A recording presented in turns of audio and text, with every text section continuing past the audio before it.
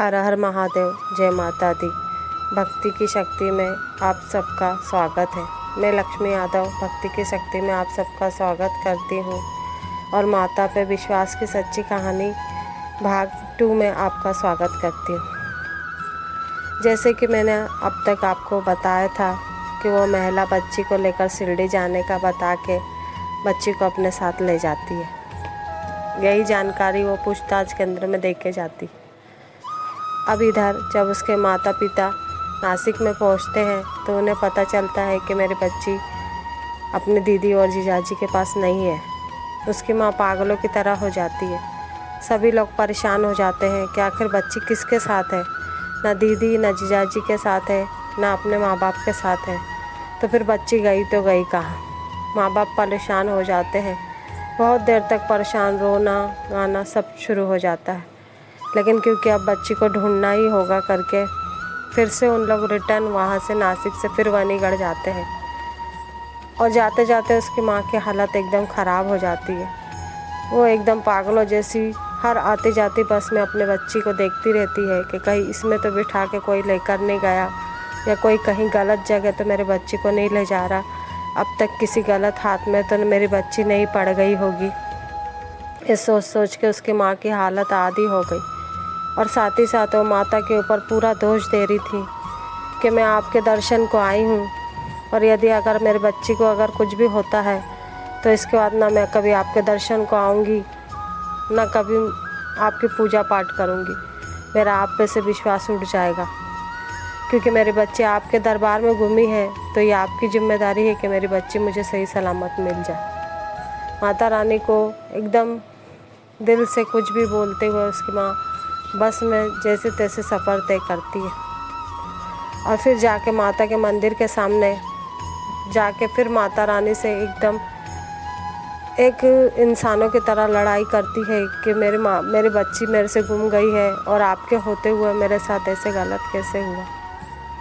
तो आपको मेरी बच्ची को मुझे दिलाना ही होगा वापस। अगर उसके साथ कुछ भी गलत होता है तो इसकी जिम्मेदारी आपकी है। माता को ऐसे बोलती हुए जब उसको सब पुजारी, आस पड़ोस लोग बाग जो भी वहाँ मौजूद रहते हैं मंदिर में, देखने वाले भी उस औरत का दर्द समझते हैं और उसको संभालने की कोशिश करते हैं और कहते हैं कि नहीं, माता रानी आपके साथ गलत नहीं होने देगी, आपका विश्वास अटल है, माता रानी आपके बच्ची को ज़रूर मिलाएगी, उसके साथ कुछ गलत नहीं होगा। ऐसे कह के फिर वो मंदिर से वापस आके पूछताछ केंद्र में जाके पता करते हैं कि यहाँ पर कोई जानकारी ऐसी लिखी हुई है कि हमारी बच्ची गुमी है। तो जब उनको थोड़ी देर तक ऐसे पता करने के बाद पता चलता है कि हाँ, एक जानकारी यहाँ पर आई है कि एक बच्ची आज यहाँ पर गुमी है और उसे हमने एक महिला के हवाले कर दिया। अब वो महिला अपना नाम पता यहाँ पर लिख के गई है क्योंकि वो महिला जो उन्हें लेकर गई थी वो एक ऑफिस वाली थी। उसके बाद जो ऑफिस वाली से जिनने उस बच्ची को लिया था वो महिला उनके रिलेटिव में थी। उसके बाद वो महिला ने अपनी जानकारी में लिखाया था कि वो बच्ची को लेकर शिरडी जा रही है, लेकिन ये नहीं बताया था कि वो शिरडी में कहाँ रुकेंगी और कहाँ नहीं रुकेंगी क्योंकि बच्ची का मामला था और किसी पे विश्वास, और आजकल के माहौल के वजह से माँ विश्वास नहीं कर पा रही थी कि जो भी मुझे जानकारी दी जा रही है वो सब सही है और मेरी बच्ची सही सलामत है। फिर भी उसके बाद वो लोग जैसे तैसे मन को मारते हुए माता को बोलते हुए कि माता रानी, अब हम लोग यहाँ से जा रहे हैं और मेरी बच्ची मुझे मिलने दो, नहीं तो मेरा विश्वास आप पे से खो जाएगा और मैं कभी फिर वापस आपके दर्शन को नहीं आऊँगी। तो अब इसके बाद जब वो लोग शिरडी में पहुंचते हैं तो शिरडी में पहुंचने के बाद भी जब वहाँ पर जानकारी लेते हैं वहाँ के संस्था में, होटलों में कि यहाँ पर कोई बच्ची के साथ कोई महिला यहाँ पे रुकी हुई है, क्या उनकी कोई जानकारी है इस नाम की महिला की, तो उन्हें कोई जानकारी नहीं मिलती क्योंकि वो महिला उसे शिरडी लेकर जा ही नहीं रहती। अब बच्ची भी परेशान होती है, रोती है मम्मी के लिए कि कब मैं अपने माँ से मिलूँगी, कब अपने मम्मी को देखूँगी। लेकिन क्योंकि अब उसके पास कोई चारा नहीं रहता उनके साथ रहने के सिवा, तो वो चुपचाप बैठी रहती है। उसे कुछ खाने पे दिए जाने पर भी ना वो कुछ खाती है ना पीती है, बस इसी सोच में रहती है कि अब मेरा क्या होगा करके। उसके बाद जैसे तैसे वो महिला वो बच्ची को लेकर भोपाल पहुंच जाती है, लेकिन वहां पहुंचने के कुछ दिन तक भी उसके घर वालों को सूचना नहीं दी जाती कि बच्ची मेरे साथ है।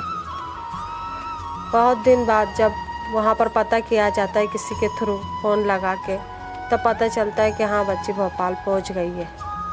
फिर उसके घर वालों को बताया जाता है, क्योंकि यहाँ पर भी सब लोगों को पता चल गया रहता है कि बच्ची गुम गई है, सभी का हाल बेहाल रहता है। और जब उसके परिवार को पता चलता है कि बच्ची यहीं भोपाल में है, तो उसका भाई जो कि 19 साल का है, वो अपनी बहन को लेने के लिए सब्र नहीं कर पाता और वहाँ जाता है। और जब उसको उसकी बहन दिखती तो वो एक पागलों की तरह रोने लगता है और उसको अपने गोद में उठा लेता है। उसके बाद उसके माँ को सूचना दी जाती है कि आपकी बच्ची सही सलामत है और घर पे है। तो ये कहानी एक माता के विश्वास पे थी, माता के आशीर्वाद में थी, इसीलिए वो बच्ची मिलती है। उसके बाद क्योंकि ये बात सभी रिलेटिव रिश्तेदारों को सबको पता चल जाती है कि इनके साथ ऐसा ऐसा हुआ था, इनकी बच्ची वहाँ जाके गुम गई थी और माता के कारण ही ये बच्ची वापस आई है, मिली है, इसके साथ कुछ गलत नहीं हुआ है, तो सभी में हंसी खुशी का माहौल हो जाता है। और फिर जब उसकी माँ वहाँ से रिटर्न आती है तो अपने बच्ची को अपने गले से लगा के बहुत रोती है और बहुत लाड़ दुलार करती है। और इसके बाद कभी भी अपने बच्ची को कभी अकेला नहीं छोड़ूंगी ये कहते हुए उसको अपने बाहों में थामती है।